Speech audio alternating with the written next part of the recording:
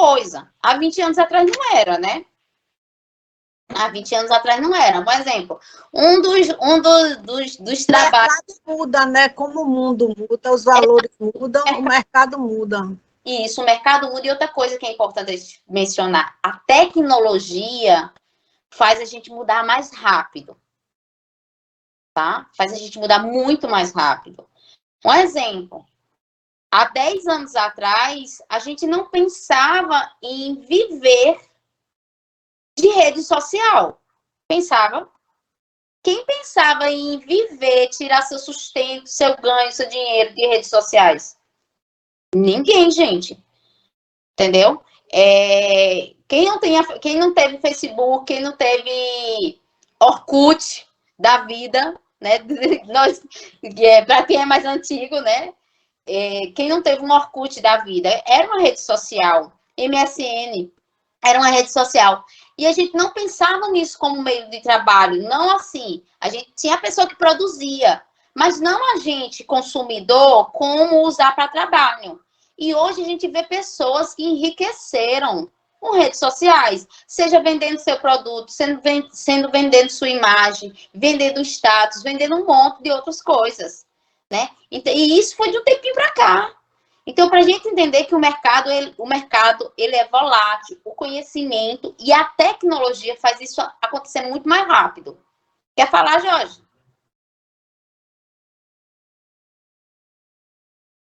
E o povo consumindo e achando bom. Eu acho assim, em todos os meios sempre tem a bobagem a ser vendida. Que sempre teve, né, Jorge? Sempre teve. Não sei se Jorge pegou. O quê? Mas sempre existiu, Jorge. Mas sempre existiu. Sempre existiu. A gente só não falava, mas sempre existiu. Influenciadores em nossa vida, né?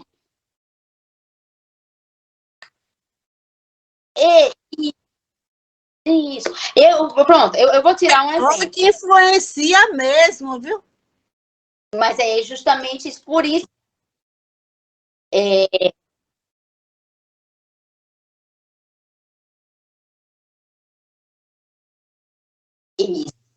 Isso. Aí o que acontece? Isso. Aí o que acontece? Por isso que o conhecimento é uma coisa fundamental.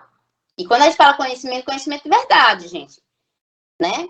A gente não está falando de ideia jogada ao vento, não, tá? Conhecimento mesmo. Professora,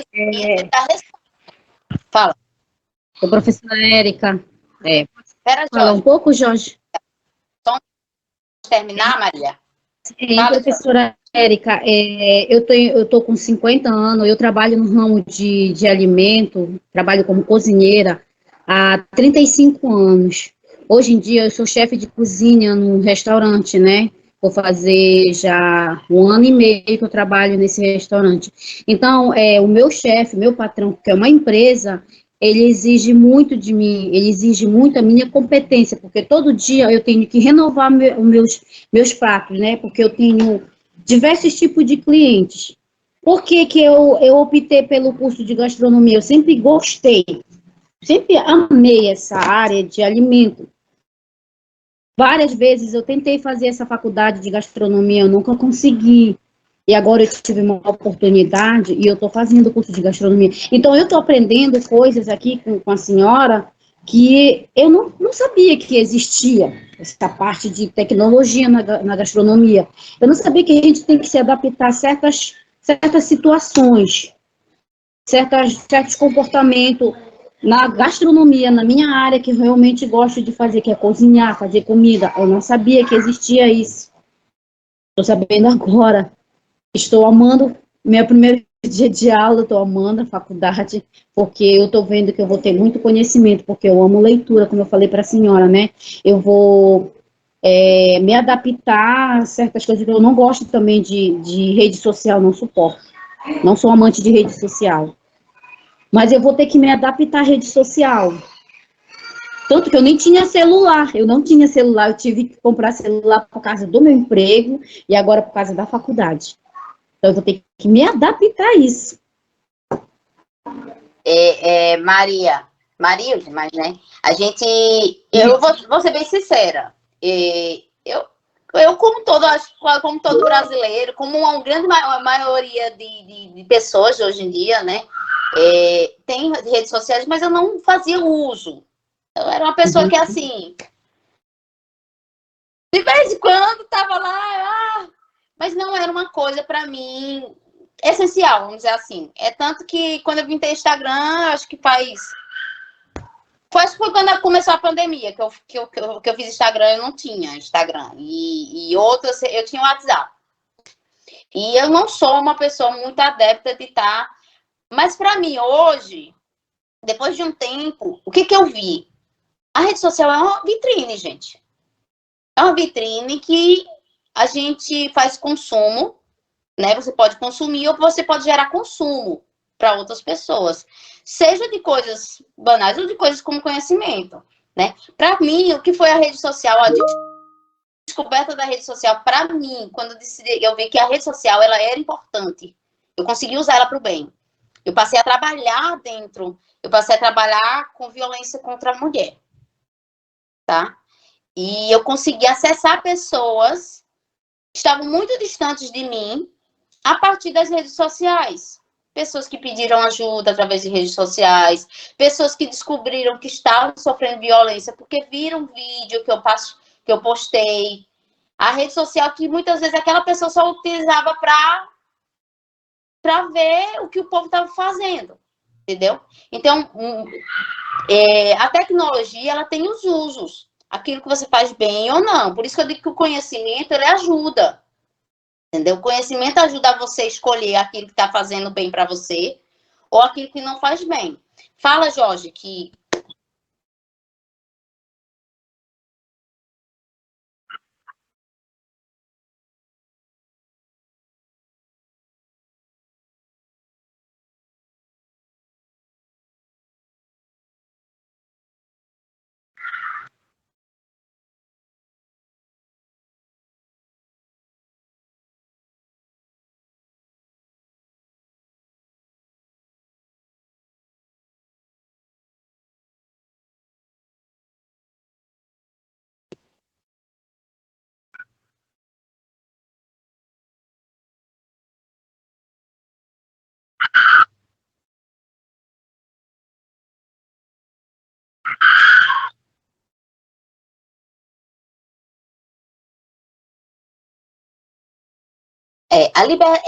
basicamente a liberdade de expressão, né?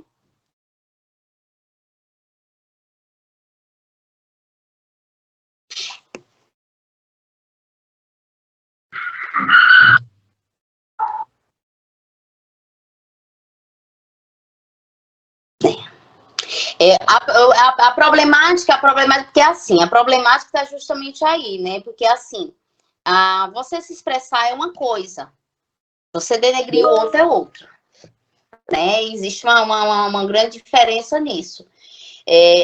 Eu vou dar um exemplo que até pode até não parecer a mesma coisa, mas gente. Aos que são mais antigos e para os que são novos, que não sabem que isso existe ou que nunca viram isso, Jorge falou uma frase lá no início, quando a gente estava começando a discutir a respeito das redes sociais, dizendo que era vendendo um monte de coisa, não foi uma coisa assim, que era de bobagem, isso, um monte de bobagem. Eu não sei se todos conhecem, mas talvez os mais antigos ou os das cidades mais interioranas. Eu não sei se vocês conhecem, mas existem os que antes eram chamados de caixeiros viajantes. E que hoje são os muambeiros, que a gente chama de muambeiro. Que são pessoas que andam com carrinho, com carro cheio de muamba. Mas muamba mesmo, muita coisa, assim, muita bagaceira. É banco, é rede, é panela, é vaso, é relógio. É um monte de coisa em cima de um carro. E ele sai de porta em porta, vendendo. Vende caro, vende muito caro, Jorge. Tem mais no Nordeste, professora. Eu acho que mais interiorano. Eu acho que não é nem Nordeste, mas interiorano. Bem. Mais no interior, mas na cidade, aqui no Maranhão tem. Na capital. Na capital? Professora, Ah, aqui em Brasília também tem, na minha cidade, o cara passa vendendo ovo junto com vassoura e rodo E e tapete. saiu na rua vendendo os produtos deles. pronto. E aí o que acontece? A gente chamava de caixeiro viajante, tudo. Hoje a gente chama de muambeiro, é o cara que vende tudo, sacoleiro, isso. E aí o que acontece? Muitas vezes esse cara vende coisas que você nem precisa. Ele vende, às vezes, bem mais caro do que se tu fosse na loja comprar. Ou encomendasse pela internet, que tudo na internet entrega em todo canto hoje em dia. Né? Eles dão um jeito para entregar em tudo que é canto hoje em dia. Mas o povo compra, mesmo sendo mais caro, mesmo sendo coisa que o cara pode comprar ali na loja, pode encomendar, mesmo sendo coisa muitas vezes que você não precisa. Quando chega lá, o povo compra, gente. Mas a professora compra, porque se o cara continua passando é porque vende.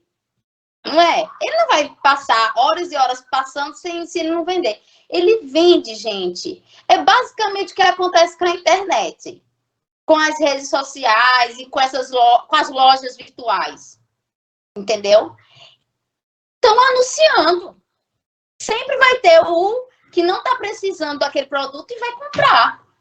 Sempre vai ter aquela pessoa que vai consumir aquele produto sem necessidade. Entendeu? Então, é oferta. A oferta.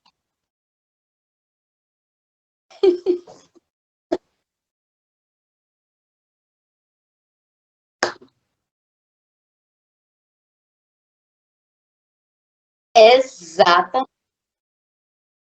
Isso, e muitas vezes é tranqueira, não consegue comprar uma coisa específica que tenha valor.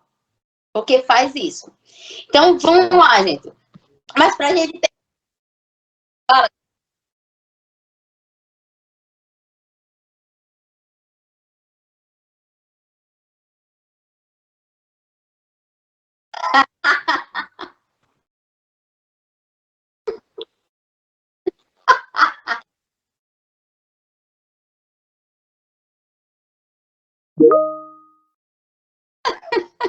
Não, e é interessante porque a gente. Às vezes você não precisa. Você dá todas as desculpas e o cara arruma todas as desculpas do mundo para você levar. E eu dou desconto e você tá precisando, o olho tá irritado e não sei o quê. Tudo dá solução para os problemas. Tudo dá.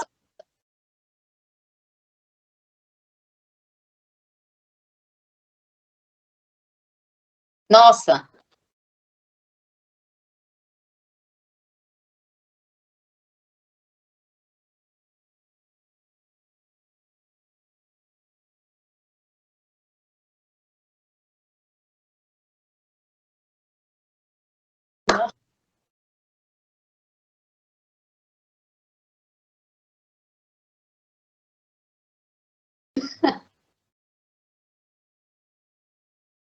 Ah, mas é isso. Então, assim, é tudo como que a gente usa o conhecimento, como a gente usa o conhecimento. Minha mãe fala que minha mãe é assim. Toda vez que ela quer comprar alguma coisa, ela pede para eu comprar. Mas ela não tem paciência para eu comprar. Porque eu sou daquela tipo que vai em 200 sites para olhar. Eu não compro nada de impacto. Assim, tem que comprar caneta. Vou comprar. Não compro.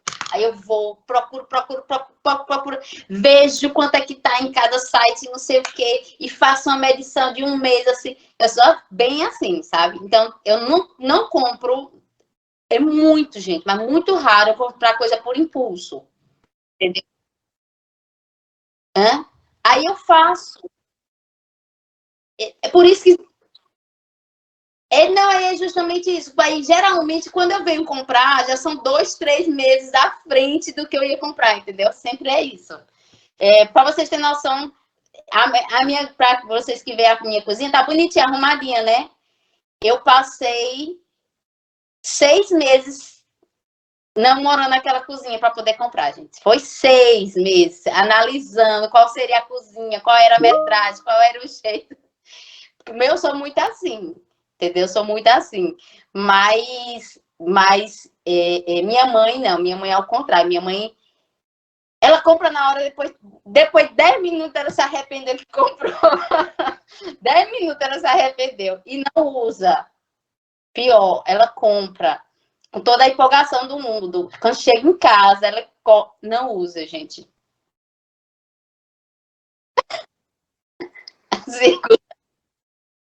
Pronto. Pronto. Eu só quero dar mais um ponto. A gente vai ficar faltando um negocinho que eu quero dar, mas eu quero dar só um ponto para a gente atar uma situação, certo? Eu vou mandar os slides para vocês, certo? E aí eu quero dar só um pontinho aqui, que é sobre um tema que eu vou dar a explicação para que vocês possam, principalmente quem tem mais dúvida, dar uma lida, porque é um tema que o nome não soa bem, né? A gente não tem esse hábito de falar, tá? Que é aqui, ó, vamos lá? Que é esse nomezinho aqui, tão feio. Oh. Neuroplasticidade, tá? Que é a segunda unidade, o segundo tema dessa unidade, que é a neuroplasticidade e as estratégias de alta performance. Que pra gente, o que quer dizer isso? Ó, estão vendo isso aí, ó? Auditivo, visual, sinestésico. Pronto, vamos lá. E são as formas como a gente melhor capta o conhecimento, tá? São as melhores formas que a gente tem, né? Tem gente que consegue ouvir e ouve e grava aquele conhecimento como se fosse uma coisa, né? Ficou na mente. Existem os visuais, que sou eu e mais outros que citaram aí, são os visuais, que precisam ver escrito, precisam rascunhar para poder fixar na mente. E existem aqueles que trabalham mais a questão da sinestesia, dessa parte desse sentir, dessas sensações, certo? E o que é a neuroplasticidade? Que é um nome tão esdrúxulo para a gente, né? Ó, esdrúxulos. Ó, os antigos esdrúxulos. Eu tenho esse hábito de falar algumas palavras assim. Quando eu falar esdrúxulo, seria estranho, tá? O que acontece? Essa neuroplasticidade é a forma como a nossa mente ela vai se adaptando e se remodelando com o passar dos anos, com o passar da nossa vida, tá? E como que a gente vai se adaptando. Tem um pequenininho vídeo que fala sobre isso que eu queria passar, porque ele exemplifica, tá? De forma mais clara isso. Essa será a última atividade. Chegou a hora de estudar no maior EAD do Brasil e realizar o sonho da graduação. Primeira mensalidade grátis e bolsa a partir de 30%. Inscreva. E será a última atividade de hoje. Eu vou deixar... O seu cérebro muda constantemente ao longo da sua vida. E hoje veremos... Isso. O seu cérebro muda constantemente ao longo da sua vida. E hoje veremos como isso acontece. Eu sou o André, doutor em psicologia, e o meu cérebro mais do que dobrou de tamanho desde que eu nasci.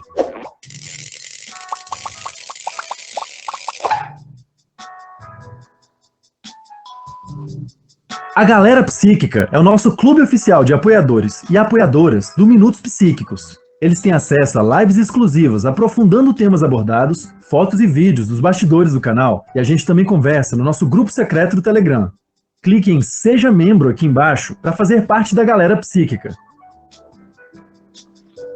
A neuroplasticidade se refere à capacidade do cérebro de mudar em decorrência da maturação do organismo, de aprendizagem ou de ajustes para compensar prejuízos no funcionamento do cérebro resultantes do envelhecimento ou de dano cerebral. Seu cérebro se modificou muito desde quando você morava no útero da sua mãe e continuará mudando durante a fase adulta, embora a tendência seja que a neuroplasticidade vá diminuindo conforme você envelheça. Por essas e outras, é mais fácil aprender uma nova língua na infância do que na fase adulta. As mudanças no cérebro podem ser na sua estrutura ou na reorganização funcional dele.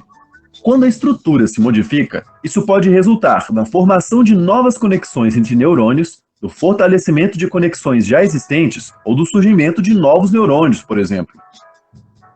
Se uma área do seu cérebro for danificada, áreas especializadas em cuidar de outras coisas podem acabar assumindo parte do trabalho da área danificada sem que elas precisem mudar de estrutura necessariamente. Um exemplo disso é o que pode ocorrer no córtex visual, uma área que é responsável pela visão. Essa área pode passar a ser usada para processar informações auditivas ou táteis em algumas pessoas cegas. Caso algo assim ocorra com uma pessoa... Opa! Tá saindo áudio, gente? Ou parou? Uma super audição em comparação com uma pessoa que enxerga. Isso quer dizer que o córtex visual dela assumiu funções diferentes das que costumam ser assumidas por esse córtex. A neuroplasticidade ilustra como que, apesar dos nossos genes serem uma parte importante da equação, as nossas experiências também são. Infelizmente, algumas pessoas têm exagerado ao falar desse assunto. Sob condições normais, o cérebro de qualquer mamífero, como o ser humano, não está suscetível a reorganizações enormes das suas vias neurais. Se esse fosse o caso, o cérebro humano seria algo bizarramente mais complexo e funcionaria de um jeito muito diferente do que sabemos atualmente. As mudanças que ocorrem no cérebro costumam ser mais sutis, lentas e incrementais. Por isso, pessoas com sequelas resultantes de um traumatismo crânioencefálico costumam enfrentar grandes desafios para recuperar totalmente uma capacidade que foi prejudicada. A facilidade de recuperação a partir de um dano cerebral depende muito do local danificado, da severidade desse dano e da idade da pessoa. Mesmo em casos mais graves, existem pessoas que conseguem sim atingir progressos impressionantes. Mas recuperações rápidas ou completas de circunstâncias mais graves não são o mais comum exatamente porque o nosso cérebro é plástico, mas não chega a ser um slime também. A maioria das coisas não é capaz de modificar tanto assim o cérebro, com exceção daquelas que geram lesões, e nem todas as suas partes são igualmente plásticas. Quando se trata do cérebro humano, as coisas costumam ser bem mais complicadas do que é dito em alguns livros de autoajuda. Você já viu nosso vídeo sobre lesões cerebrais? Depois de assisti-lo, assista o nosso último vídeo, se inscreva no nosso canal e clique no sininho. Ai, fechei, não era pra fechar não. Vamos lá. Eu trouxe esse vídeo porque tem essa palavra que é uma palavra não tão próxima da gente, que a gente não costuma falar, mas ele está falando de uma coisa que a gente trabalha, que a gente tem na gente, que a gente, quando vai trabalhar a questão do aprendizado, né, a gente vê que essa questão da gente conseguir fazer adaptações na nossa mente para poder se desenvolver melhor em certas situações, né? Eu não lembro quando eu falei lá atrás que eu disse que eu tinha muita dificuldade da infância de aprender, né? Minha dificuldade, ela sempre esteve locada, afunilada na situação de ter que decorar coisas. Eu não consigo fazer decorar coisas. Eu aprendo muito com a prática e repetição, tá? A prática e repetição, a observação, e eu aprendo muito conhecimento teórico lendo e escrevendo. É a forma que minha mente começa a trabalhar. E para gravar informação, eu gravo a partir de conhecimento palpável. Como é que eu posso dizer isso? Conhecimento palpável, nesse meu caso, é quando eu consigo compreender o todo e não a parte. Quando você decora algo, você tem que decorar aquilo, pontualmente, certo? Quando você tem que entender como aquilo funciona, você entende a complexidade do todo. E aí eu gravo muito mais fácil. Pode até parecer mais trabalhoso, porque se é o todo, é muita coisa. Porém, é como se minha mente ela conseguisse entender onde é o começo, o meio e o fim daquela ideia. Então, minha mente ela guarda a ideia geral do que é aquilo. Coisa que quando eu tenho que ler um resumo, eu não consigo muito entender. É a forma que a minha cabeça funciona, tá? Então, essa foi uma forma de adaptação que aconteceu comigo. Eu tive uma dificuldade muito imensa, muito grande de aprender gramática na escola. Né? Que hoje a gente nem fala que está aprendendo gramática nas escolas. A escola não tem aula de gramática, né? Mas eu tive uma dificuldade muito grande. Eu não conseguia compreender como as professoras falavam. E eu aprendi gramática lendo uma gramática, um livro de gramática. Lendo e fazendo rabiscos sobre o livro de gramática. Todo mundo aprende assim? Não, a grande maioria aprende com o professor falando em sala de aula. Mas essa foi a adaptação que meu cérebro fez para que eu conseguisse aprender uma coisa que ele sentia dificuldade de aprender, tá? Então, essa é a neuroplasticidade, é a adaptação que muitas vezes o nosso cérebro faz para resolver problemas, dar solução para caminhos que às vezes o nosso cérebro não consegue fazer, tá? Por que eu trouxe isso agora? Para que vocês leiam e para tirar mais essa distorção dessa palavra, que é uma palavra não tão comum para nosso dia a dia, tá? Eu vou finalizando hoje, tá? Então, boa noite a todos. Querem perguntar alguma coisa? Querem falar alguma coisa antes de eu encerrar? Professora, eu quero, nesse ponto aí, como eu falei para a senhora, eu tenho a facilidade de aprender, eu lendo. Eu tenho assim, tipo assim, memória fotográfica. O que eu leio, aquilo fica, tipo assim, gravado na minha mente. Pode passar meses, anos, mas aquilo está gravado. Eu fotografo tudo aquilo que eu leio e fica, tipo assim, a minha mente é tipo um computador. Eu tenho uma facilidade muito grande de decorar números. E eu não gosto de matemática. Mas por eu trabalhar com alimentos, que tudo tem que ser calculado, tudo tem que ser na medida certa, para não passar nem um pouco, nem a mais, aí eu acho que a minha mente adaptou ela a ser fotográfica. Porque às vezes eu quero fazer um prato diferente, mas está gravado na minha mente a quantidade de produtos que eu vou usar. Ou, por exemplo, se eu for fazer um prato salgado, a quantidade de tempero, a quantidade de sal, a quantidade de condimento. Está tudo gravado na minha mente. Aí eu conversando com um amigo meu, que é neuro, ele disse que eu tenho uma mente fotográfica. Por eu ler, por eu gostar muito de leitura, a minha mente, ela fica, tipo assim, é um computador que grava tudo aquilo que eu leio. Todos os números que eu vejo, eu gravo. Eu sei meu CPF de frente para a costa, de costa para... Até meu título, que é um número imenso, eu sei. E isso daí, até que naquela hora, quando a senhora me perguntou como é que eu aprendia, se eu aprendia vendo, se eu aprendia lendo, se eu aprendia tocando, né? Eu aprendo, eu lendo. Eu gosto da leitura. Mas se a pessoa, olha, o que a senhora comentou, estava falando agora, está gravado aqui na minha mente. Eu já estou assimilando muitas coisas que eu não sabia, né? E por isso que eu lhe digo, eu tenho uma mente fotográfica, então tudo que eu vejo, tudo que eu leio, eu gravo. E fica, ó, eu não esqueço. Não sei se daqui por um tempo, eu estou com 50 anos, né? A mente da gente a gente vai perdendo um pouco o foco das coisas. Era isso que eu queria comentar com a turma. Mas é isso mesmo, a adaptação, e a gente tem linhas gerais de aprendizado, né? Aquilo que funciona para a grande maioria, mas não quer dizer que para todo mundo é exatamente igual, né?